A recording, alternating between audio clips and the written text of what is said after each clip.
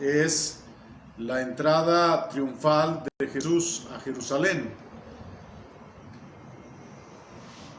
Hoy precisamente, hermanos, inicia lo que pues en la mayor parte del mundo se conoce como la Semana Santa, y que tiene que ver con los días y las actividades previas a la crucifixión de Cristo. Esta semana pues nos ayuda, hermanos, para recordar estos eventos o estos hechos que ocurrieron alrededor de la vida de nuestro Señor Jesucristo y que siguen teniendo, hermanos, una enseñanza o muchas enseñanzas para cada uno de nosotros en este tiempo. Así que pues vamos a comenzar y lo vamos a hacer con la pregunta: ¿qué pasó el día domingo antes de la crucifixión de Jesús? ¿Qué pasó ese día domingo? O sea, un domingo como hoy, ¿verdad? Porque el próximo viernes pues se estará recordando y de alguna manera celebrando el sacrificio de nuestro Señor Jesucristo en el pueblo cristiano, porque aunque pues fue muerte física, pero también decíamos en otras ocasiones que Jesucristo experimentó pues la muerte espiritual, no sabemos por cuánto tiempo, porque exclamó: Dios mío, ¿por qué me has desamparado? Él experimentó el abandono del Padre, experimentó esa falta de comunión en un instante o en un tiempo, no sabemos cuánto tiempo, pero aunque fue pues una muerte dolorosa, pero para el cristianismo, hermanos, es de victoria, porque sabemos que eso significó pues el perdón de nuestros pecados, nuestra liberación de la esclavitud del pecado, de la condenación eterna, de la ira de Dios. Entonces, ¿qué pasó el día domingo antes de la crucifixión de Jesús? Bueno, en primer lugar, hermanos, Jesús hace su entrada a Jerusalén como rey. Eso fue lo primero que podemos concluir en este pasaje de Lucas capítulo 19, de los versículos 28 al 35. Jesús hace su entrada a Jerusalén como rey. La palabra de Dios, hermanos, dice en Lucas 19, 28 al 35, que Jesús iba delante subiendo a Jerusalén. Y aconteció que llegando cerca de Betfagé y de Betania, al monte que se llama de los Olivos, o sea, muy conocido el monte de los Olivos porque se menciona muchas veces en los evangelios. Entonces, estando allí en el monte de los Olivos, Jesús envió 2 de sus discípulos diciéndoles: vayan a la aldea de enfrente y al entrar en ella hallarán un pollino atado, en el cual ningún hombre ha montado jamás. Desátenlo y tráiganmelo. Y si alguien les pregunta por qué lo desatan, les responderán así: porque el Señor lo necesita. Fueron los que habían sido enviados y hallaron como les dijo. Y cuando desataban el pollino, sus dueños les dijeron: ¿por qué desatan el pollino? Ellos dijeron: porque el Señor lo necesita.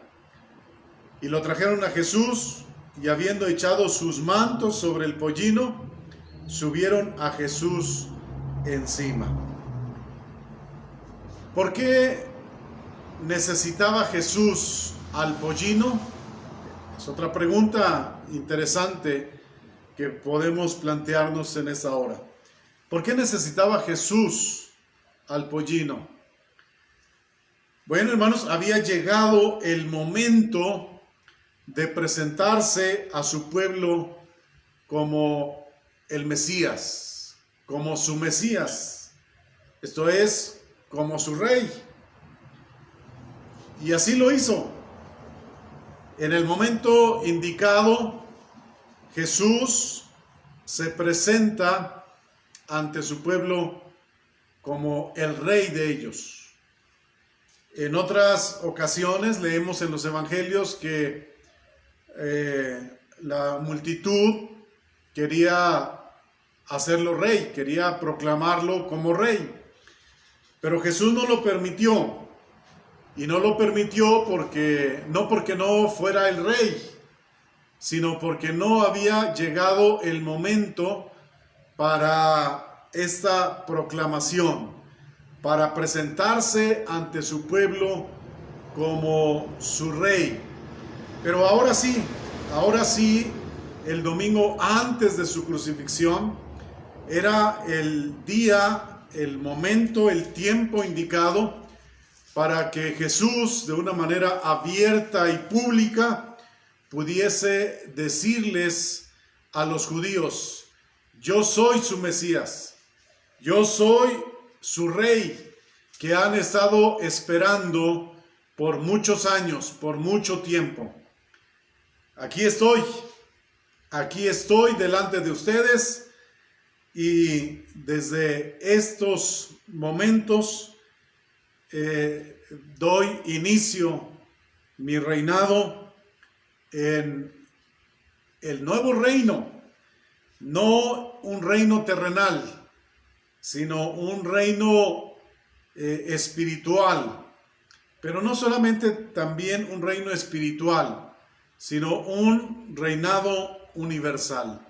Pero era el inicio, o sea, Jesús vino a inaugurar su reino, que ha durado hasta el momento aproximadamente 2000 años. Este reino está en desarrollo y va a continuar desarrollándose hasta la venida o la segunda venida de Cristo, que no sabemos el día ni la hora, porque nadie lo sabe, ni aun los ángeles, sino solamente el Padre tiene conocimiento del día de la segunda venida de nuestro Señor Jesucristo.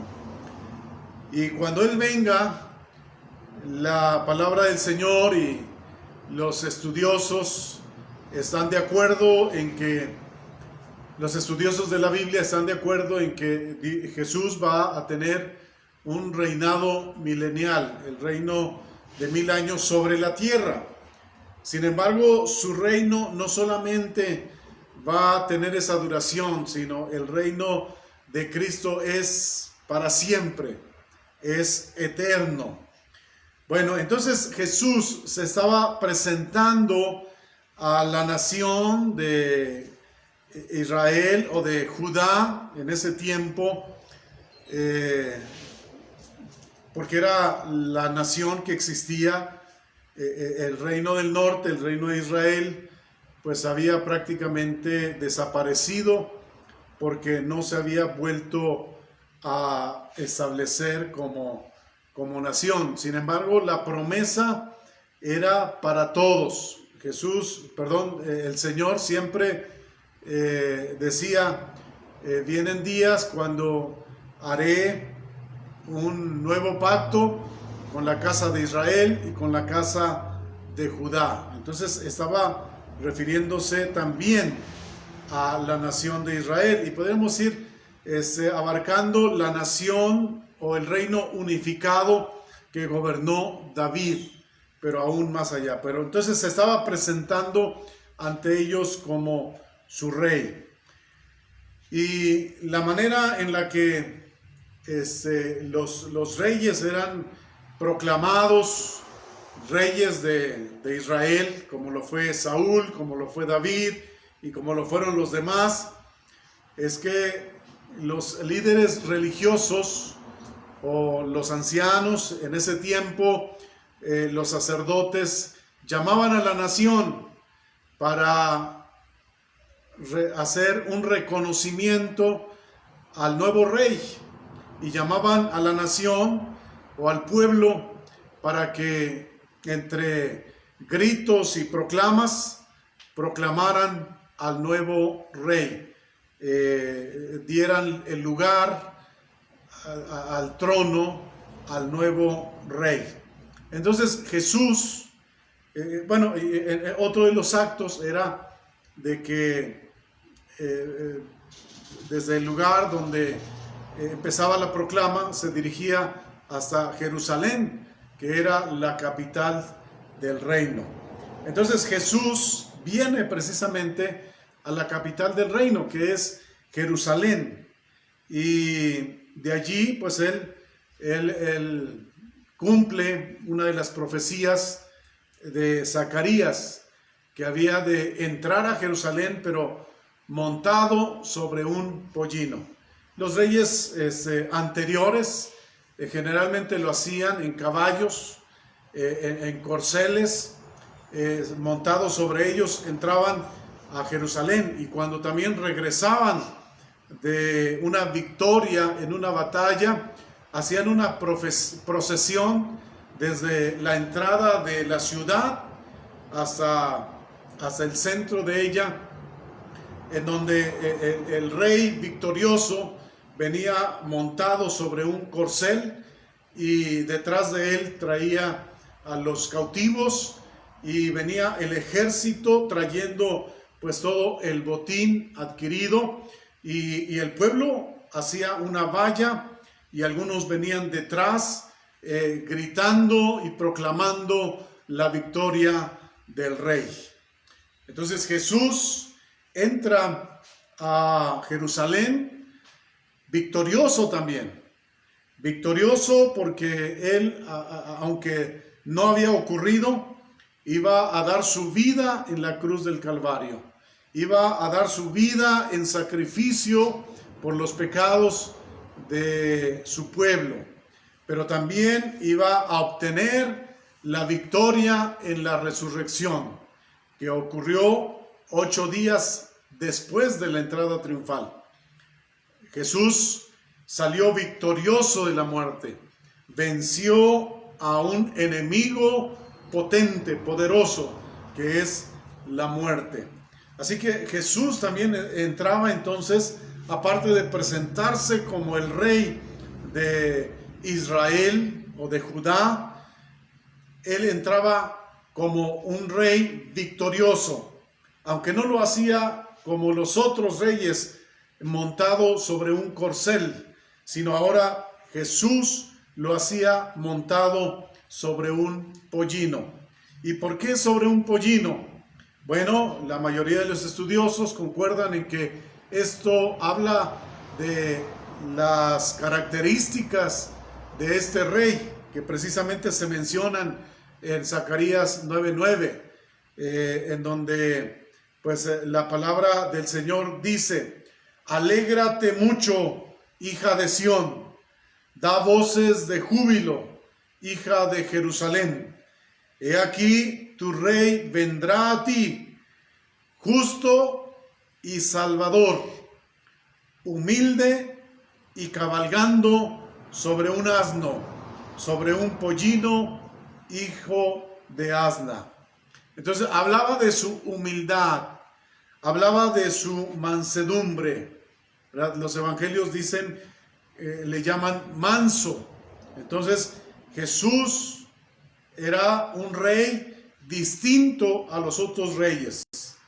Los otros reyes venían entraban victoriosos, con orgullo, mostrando su poderío militar y su poderío también económico o material, pues a través de los botines que obtenían de las victorias en estas batallas. Sin embargo, Jesús entra a Jerusalén como un rey humilde, un rey sencillo, un rey manso, pero un rey de justicia, un rey salvador, un rey perdonador de pecados, porque su misión era salvar lo que se había perdido. Eso es lo que encontramos en Lucas 19:10. El Hijo del Hombre vino a buscar y a salvar lo que se había perdido. Ahora, hermanos, aunque Jesús no fue reconocido por los líderes religiosos, aunque Jesús no fue aceptado por los líderes religiosos del pueblo en ese tiempo, quienes debían llamar al pueblo para hacer la presentación y la proclamación del rey, aún así, porque el momento había llegado, él mismo lo hizo. Él mismo se presentó ante ellos como su rey. Recordemos que aunque fue rechazado, aunque no le reconocieron, ciertamente el pueblo de Israel, el pueblo de Judá, esperaba un rey. Deseaba la llegada del rey que Dios había prometido, que vendría o que sería descendiente de David. Un rey que restauraría a la nación. Un rey que les libraría de la condición en la que se encontraran. Ellos deseaban y esperaban este rey. Pero cuando llegó, no le reconocieron y terminaron rechazándole. Pero aunque Jesús fue rechazado, aunque no le reconocieron, Él se presentó ante su pueblo como su rey. Y aunque el pueblo le rechazó, pero el Padre le había reconocido.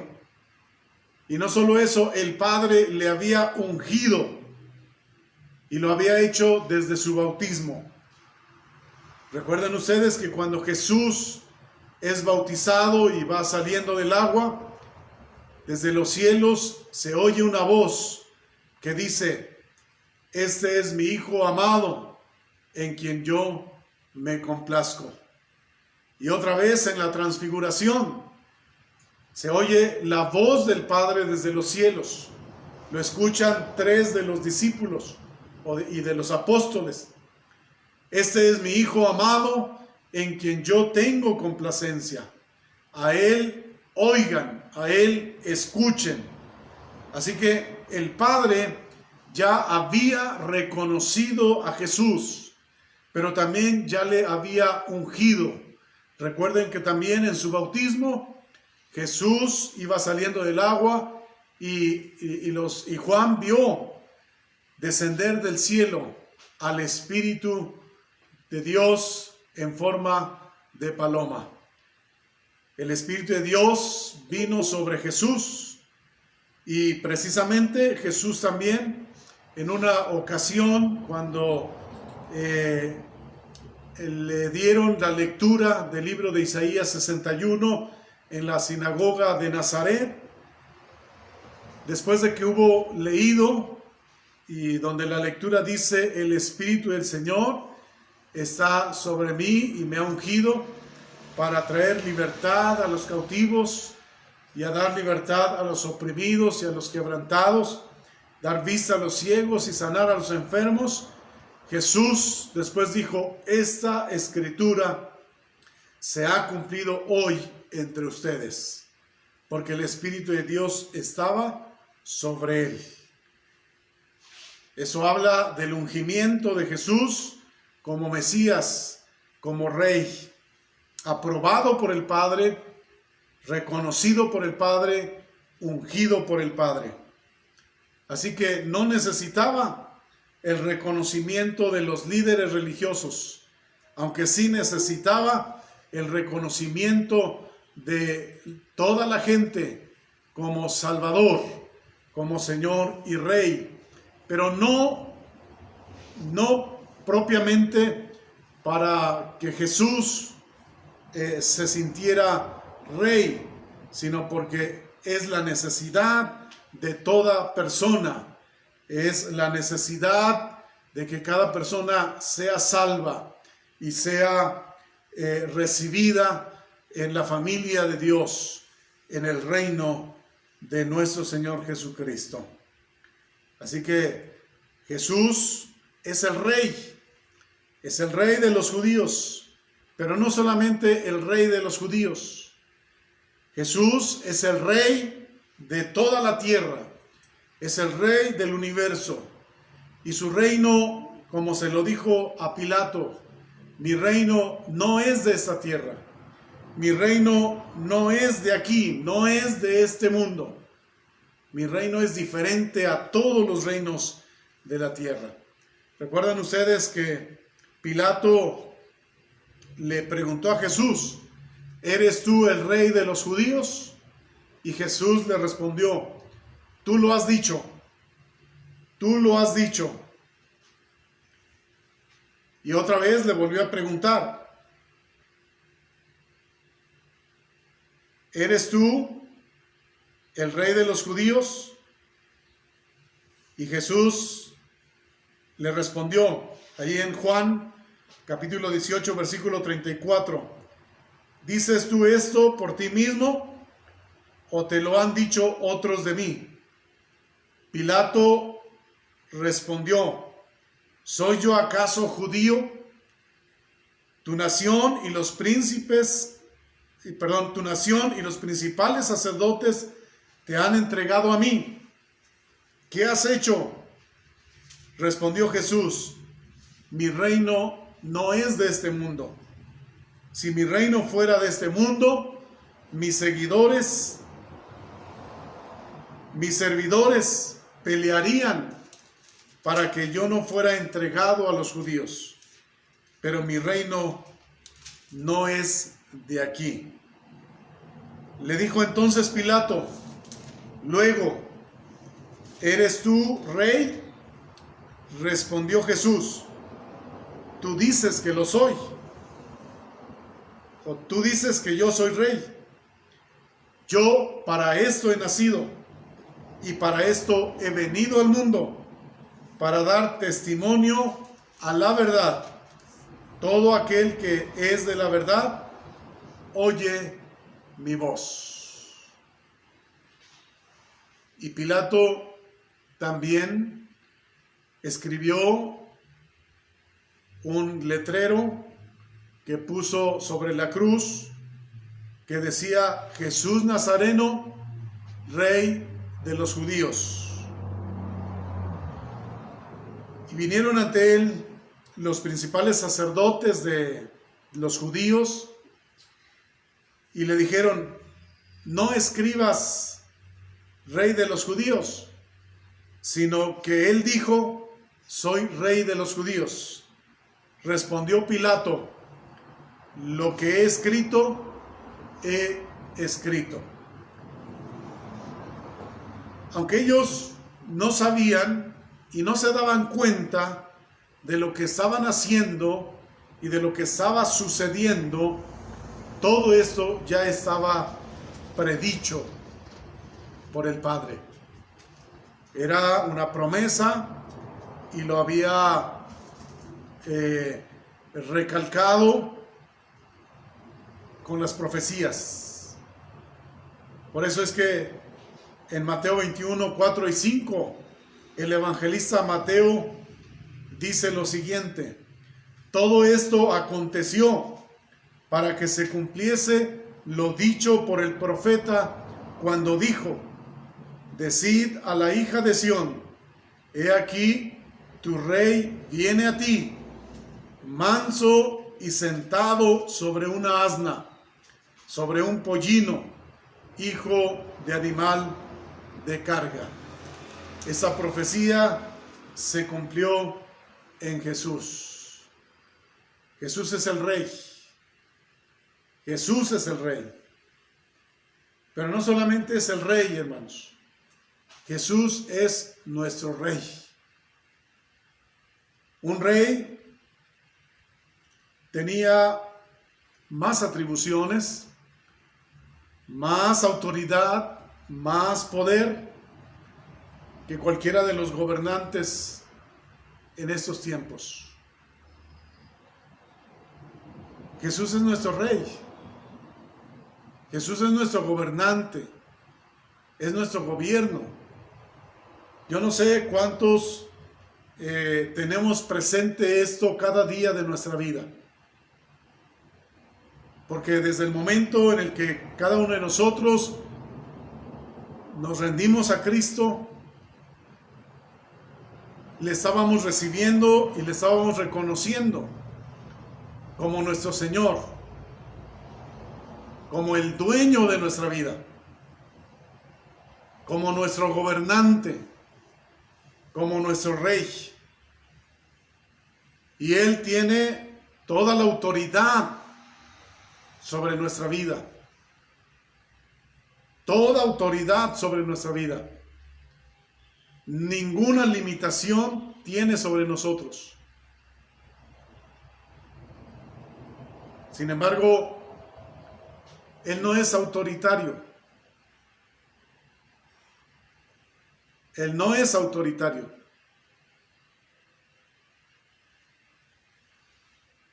Y nos da libertad de que nosotros, haciendo uso de nuestra inteligencia, haciendo uso de nuestra voluntad, que en realidad ya no es nuestra voluntad porque la sometimos a Él, pero Él nos da esa libertad de hacer uso de nuestra conciencia y de nuestra decisión, de nuestra voluntad, para que le reconozcamos voluntariamente, para que le proclamemos como nuestro Rey de manera voluntaria, con gozo, con alegría, que no sea una adoración forzada, una adoración obligada, que no sea un reconocimiento forzado, que cuando le proclamemos no lo hagamos con un sentimiento y pensamiento obligado.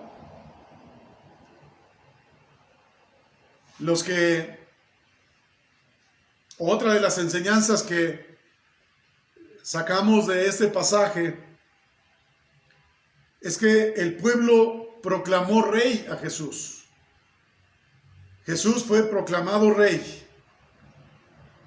Dice en los versículos 37 al 40, cuando llegaban ya cerca de la bajada del monte de los olivos, toda la multitud de los discípulos, miren lo que dice, gozándose, comenzó a alabar a Dios a grandes voces por todas las maravillas que habían visto, diciendo, bendito el que viene en el nombre del Señor, paz en el cielo y gloria en las alturas. Entonces algunos de los fariseos de entre la multitud le dijeron, Maestro, reprende a tus discípulos. Él respondió, diciéndoles, les digo que si estos callaran, las piedras clamarían. Y en los otros evangelios, como Mateo, dice que la gente, la multitud, porque era una multitud, proclamaba, Hosana al Hijo de David, bendito el que viene en el nombre del Señor. Hosana al Hijo de David. Hosana en las alturas. Y Lucas dice que el pueblo decía: bendito el que viene en el nombre del Señor, paz en el cielo y gloria en las alturas. Muchos estaban gozosos, estaban contentos, estaban alegres. Su proclama, sus gritos salían de un corazón alegre, de un corazón motivado, porque estaban viendo al Rey que venía de parte de Dios, al Mesías, al Rey de Reyes y al Señor de señores. Sin embargo, había otras gentes que no estaban gozosos, que no estaban contentos, no estaban alegres, estaban enojados. Había sentimiento de rechazo en sus corazones. Estaban molestos por lo que estaban viendo. De entre ellos, pues estaban los principales sacerdotes y muchos de los fariseos que no reconocían a Jesús como el Mesías, como el Rey de los judíos. Estos querían detener al pueblo que estaba gozoso, que estaba alegre, que estaba contento. De manera que pidieron a Jesús que les ordenara que callaran. Pero Jesús no tenía que hacer lo que ellos decían.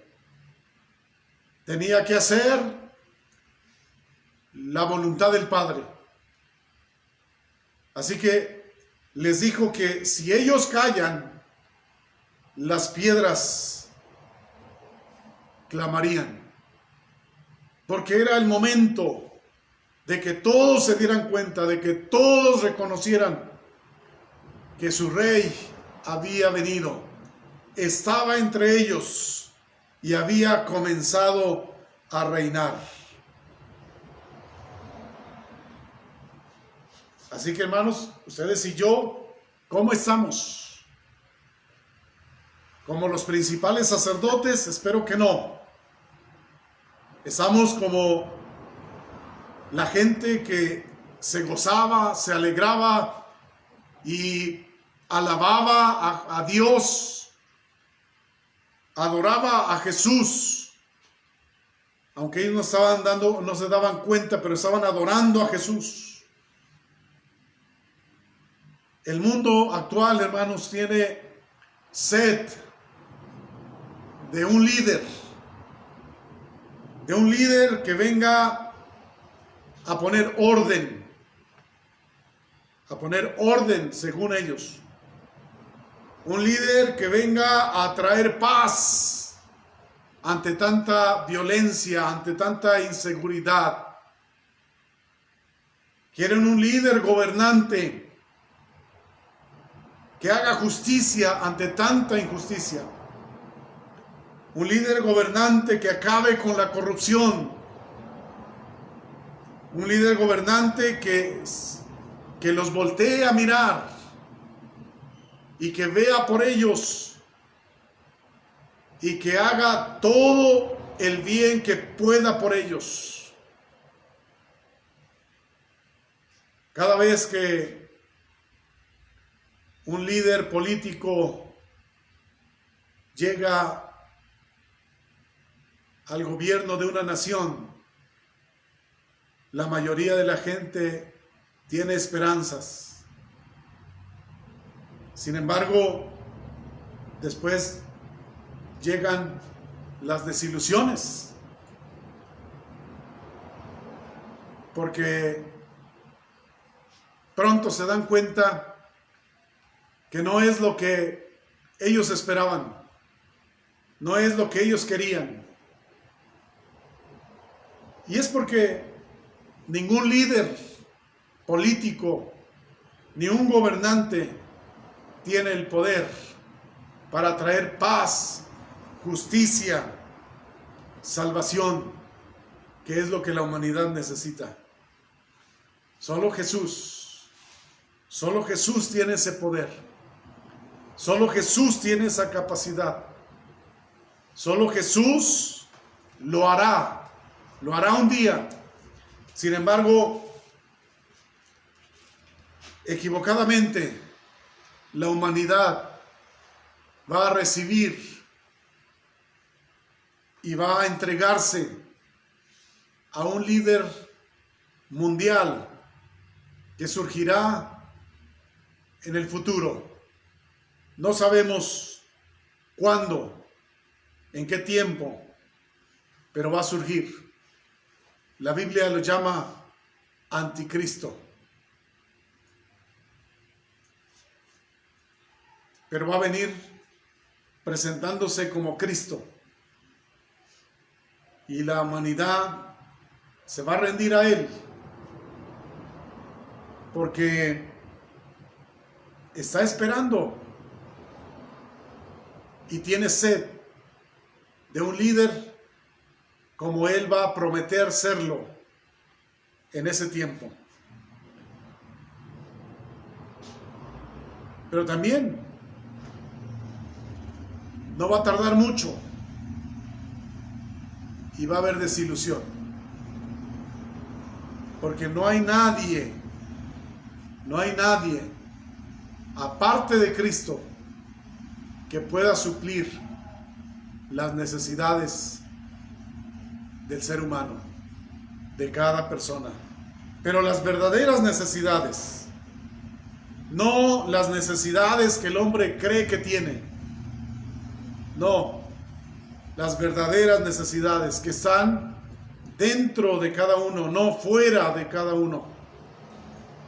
Y esto tiene que ver con la vida espiritual y tiene que ver con la restauración de su alma y al final la restauración de su cuerpo.